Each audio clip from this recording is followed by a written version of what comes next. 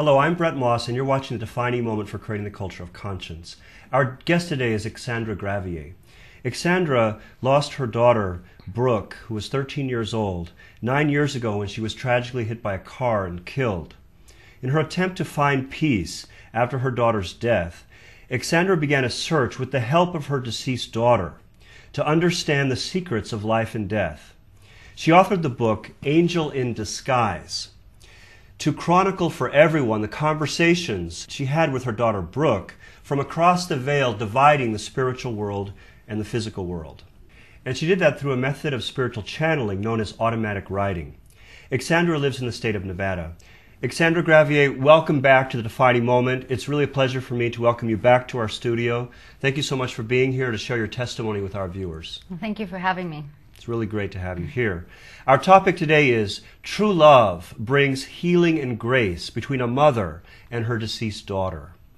Xandra, please share with our audience a little bit about your daughter Brooke, about her personality and the life she lived up to the moment of her death at the age of 13. Okay.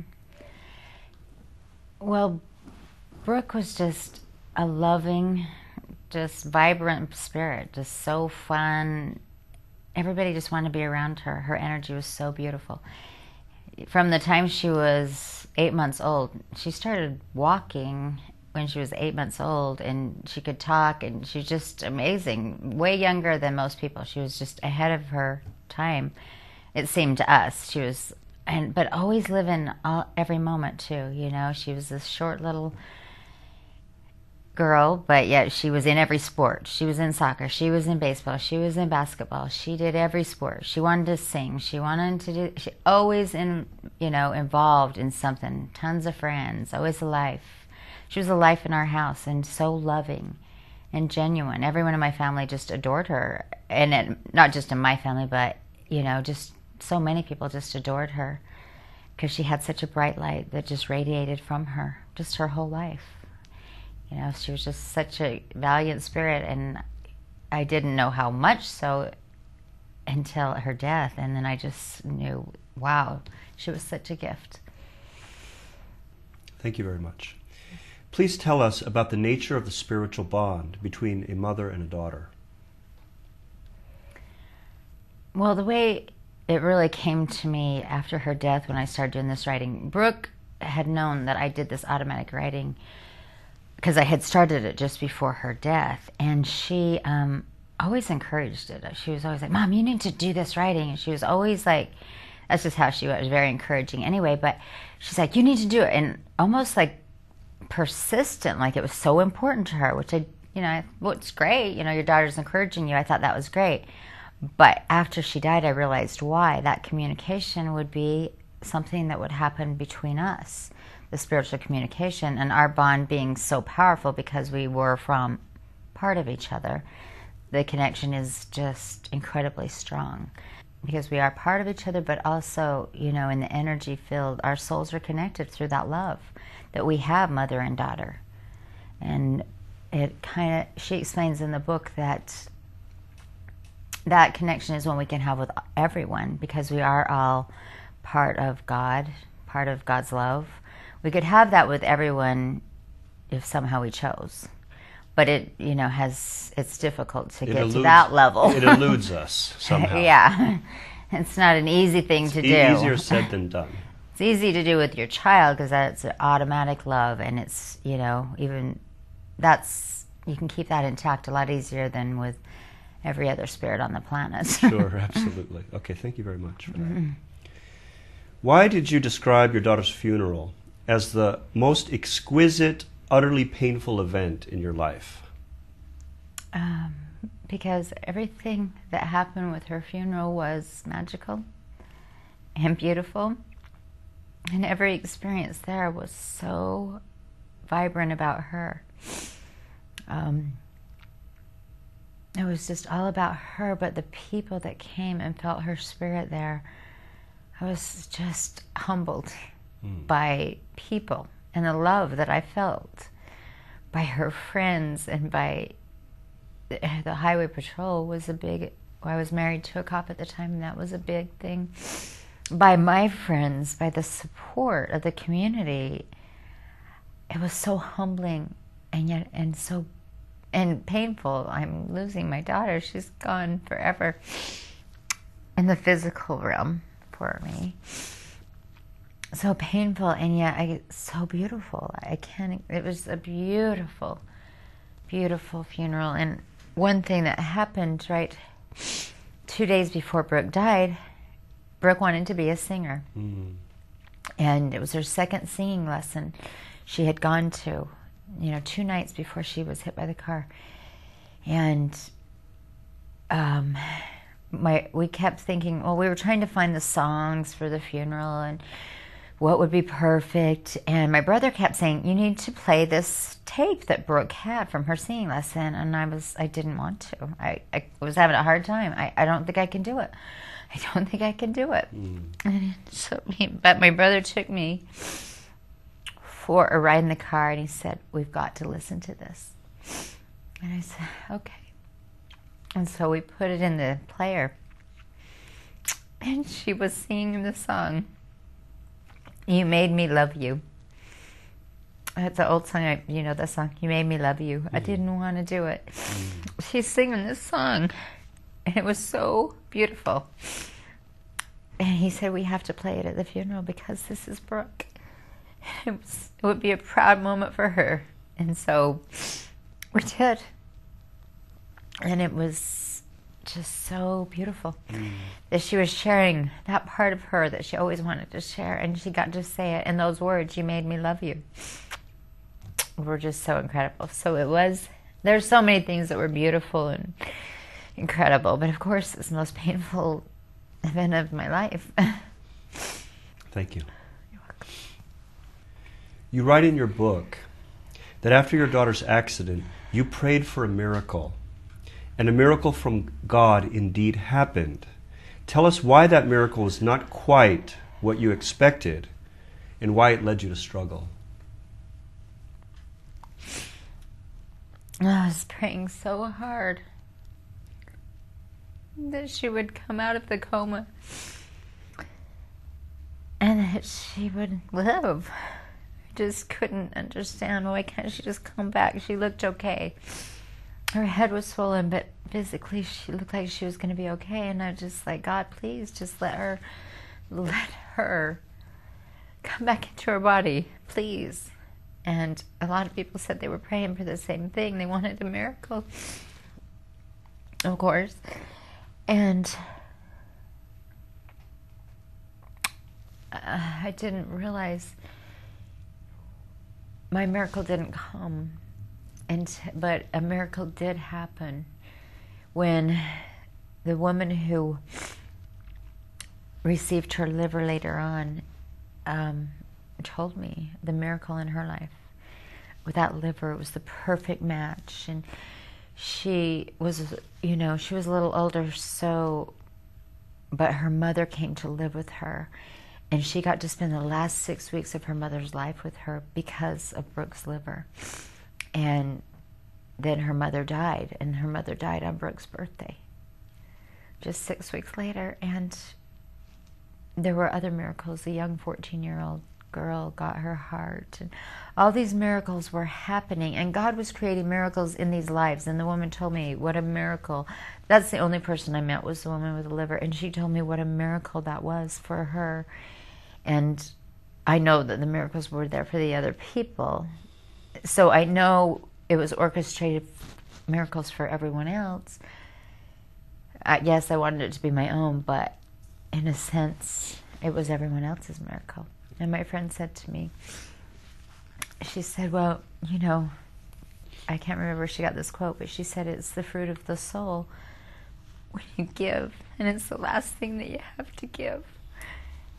And that's all we could do, because she wasn't going to be okay, and yet she could save all these lives.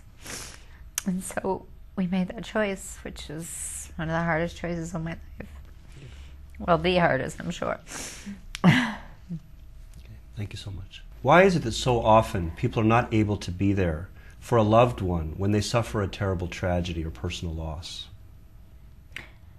My own experience in the situation was, I had been I've had a lot of abuse in my childhood and throughout my years of growing up.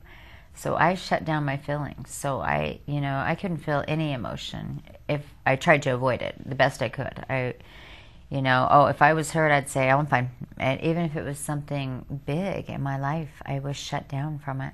So when something big happened for me to be there for someone else, like my friend losing her husband 6 months before Brooke died, I could hear her and I could say the words, but I couldn't feel, because I couldn't let myself feel. So I certainly wasn't going to feel that for her. I couldn't feel for myself. So I was completely shut down to be there for her. However, on the other hand, she had lost her husband 6 months before, and when Brooke died, she was there completely for me because she knew my pain. She knew how devastating it was to lose someone. Her heart was open. She could be there for me where I couldn't be there for her, even though I wanted to be. Yeah, okay, thank you so much. What happens when we suppress and stifle emotions? What I am learning, or have learned, is when we suppress things, they're still there, hidden behind the wall, and they tend to come out later and in a different way. Maybe with anger, because we haven't been able to just feel what we needed to feel. We hide from our feelings. They can come out and create a bigger experience for us to have to feel and to really wake up to our feelings. We keep trying to avoid our feelings by stifling them, stuffing them down, but they're there, so they're gonna come back. And when they come back, it could be in a huge way you don't expect, and that's happened to me. So your advice is? Well, if at all possible, to walk through and that's living in the moment. To go through that moment, if you have to cry, if you have to get angry, if you have to be happy, love, all those things. When you shut down, you don't feel anything. You're just numb to the world.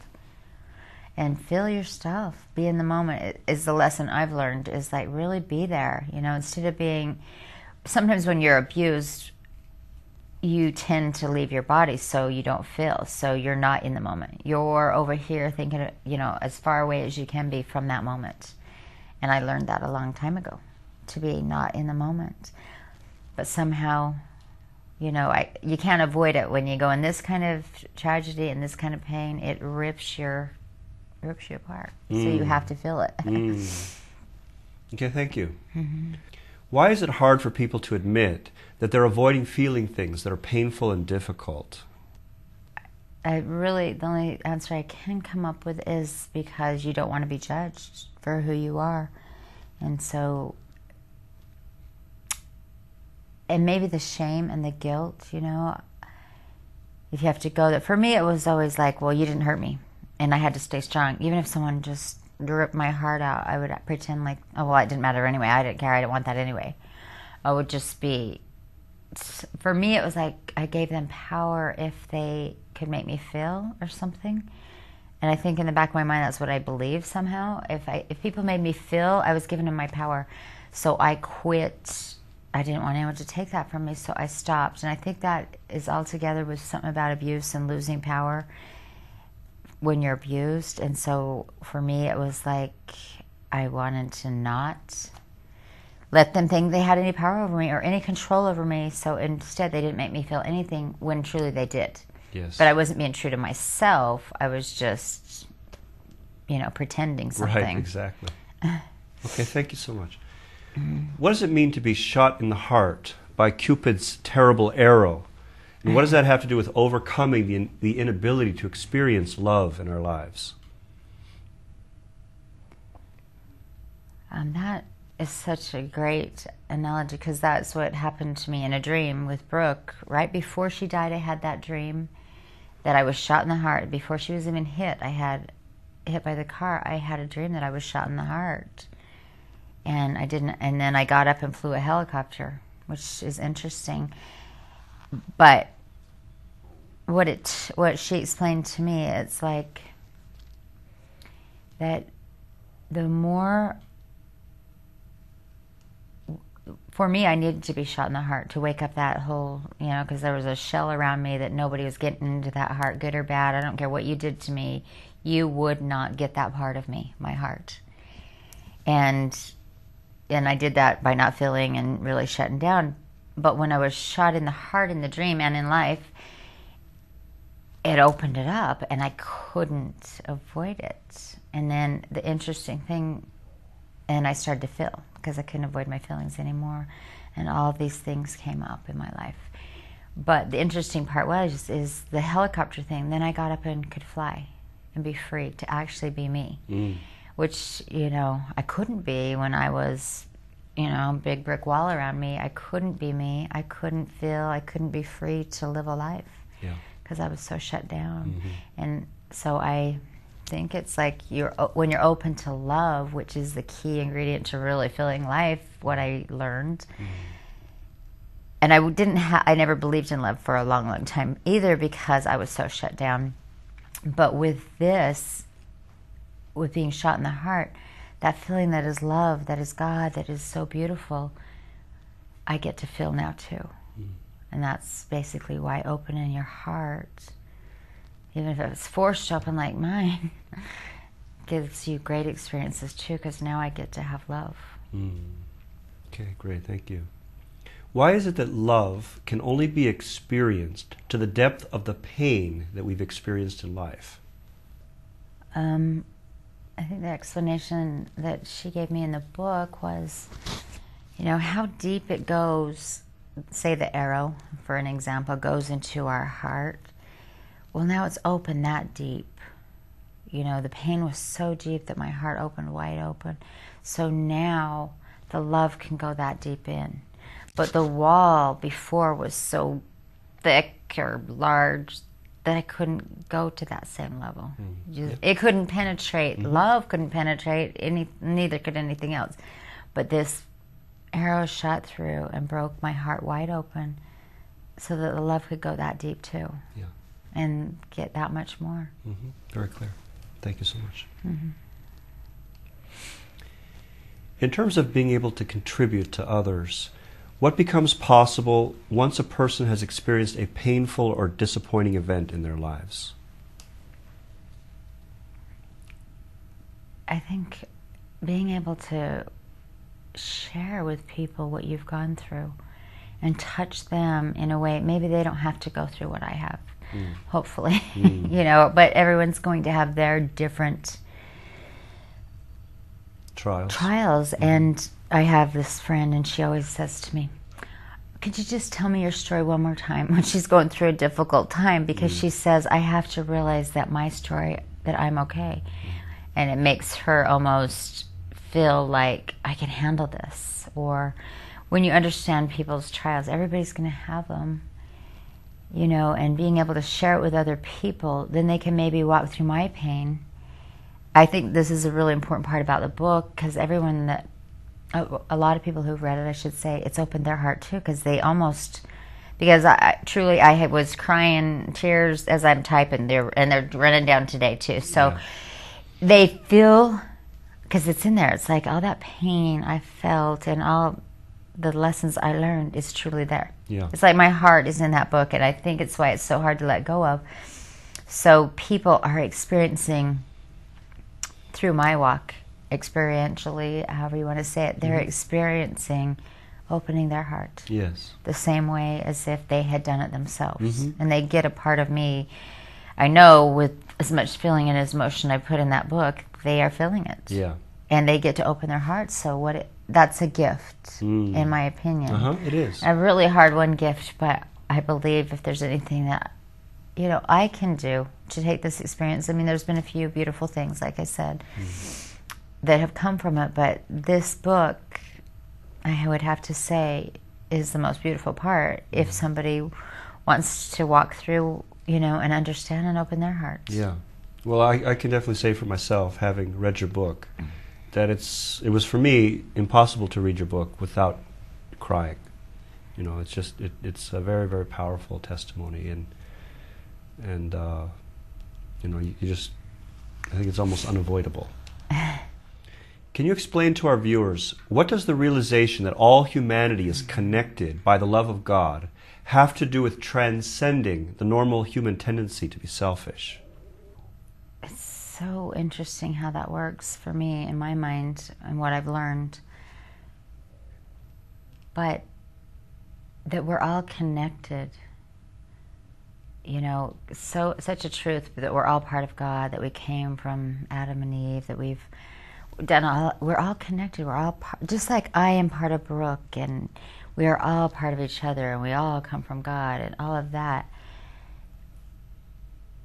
It's such a great lesson to not be selfish and only care about yourself when you are in an experience with another person. And maybe I'm answering it a little bit different, but it's more what I think about it, how I look at people differently. And maybe it's not being selfish, but learning to find that spark of divinity in everyone.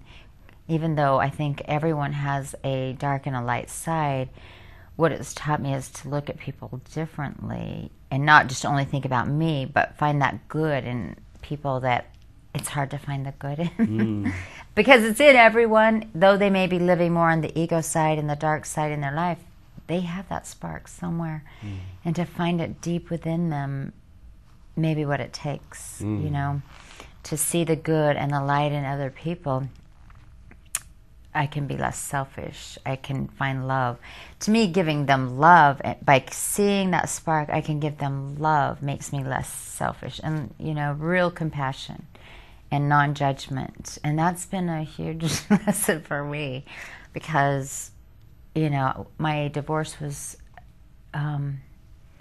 very difficult in the fact that,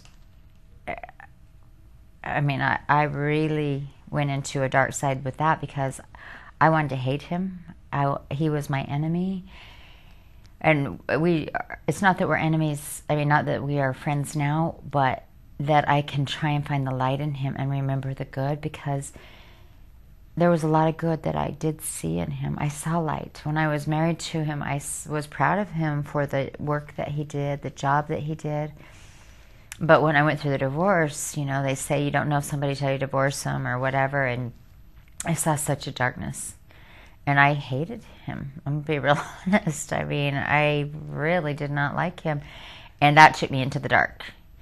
And so I couldn't be giving and loving. I couldn't. All I could think about is I wanted to deliver him as much pain as he caused me for a long time.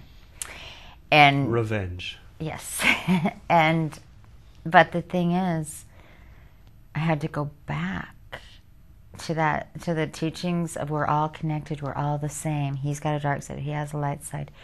I got to find that part of me that can love him, that can see the things that were good in him.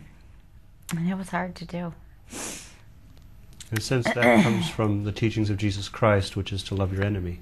Yes. And it's not. It's easier. The hardest lesson. Easier said than done. Yeah, I never really realized how important that was, but until the last while. I mean, because he truly, you know, my arch enemy.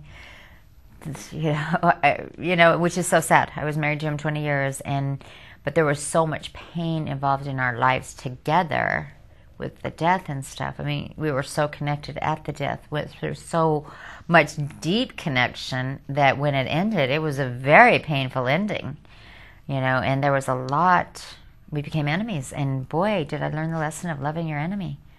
And truly, and so, you know. And what did you learn about forgiveness through that? That I had to do it for me. You know, and to be a better person in this world. So it wasn't about forgiving him. It was about giving you the greatest gift by forgiving him. I think when you can forgive someone else, you can learn to forgive yourself for all your weaknesses, which is a gift to him in the long run. But it wasn't like, it's such a big lesson, you know, to forgive somebody who has become your enemy. Yeah. You know, but it does heal you by forgiving him. You know, and I do in my heart forgive him. I'm not saying there aren't days I don't not forgive him too, because that comes up, you know, and I have to go back. And it's just like this book, to me, it's so experiential. I got to go back to forgive him sometimes because he'll do something new, you know, and it's hard. I mean, the lessons are there for me, but definitely, am I far from perfect at them. I'm still learning them. Even though I may have, been able to get the spiritual communication, I am still learning to be in those lessons. Okay, very good. Thank you so much. Are single people who pass into the spiritual world able to find companionship there? Yes, that's what I was told by Brooke. I kept in the hospital, and this is how flashes come to me sometimes. I kept seeing this boy in my mind. I thought, oh, she's coming out of this coma because this must be who she's gonna marry. And I kept thinking that in my mind, and then that didn't happen. And then I kept thinking, well, it's probably gonna be the boy who's the organ donor, or an organ recipient, sorry. And then that didn't happen. And I was like, okay, I am crazy. Okay, why was I seeing this boy, and what does he mean to me? And then in some of the spiritual communication, she said, do you remember that boy? That boy is my companion. I am okay. I have love on this side. You need to have love on that side. I'm okay. I get to have all those things you wished for me and think I don't get to have. I do. And so that was pretty powerful. And so according to that, yes, of course I do. Well, on that note, Xandra Graviet, I want to thank you so much for being our guest again here on The Defining Moment. Really, really appreciate what you've shared for our viewers, and just the amount of heart and sincerity you put into everything that you say and do for other people. Thank you so much for pouring your heart out on our show today. Thank you. You're welcome. Thank you for having me. God bless you. Thank you. You've been watching The Defining Moment for Creating the Culture of Conscience. You can find us on the internet at www.definingmoment.tv. Thank you for watching, and have a great day.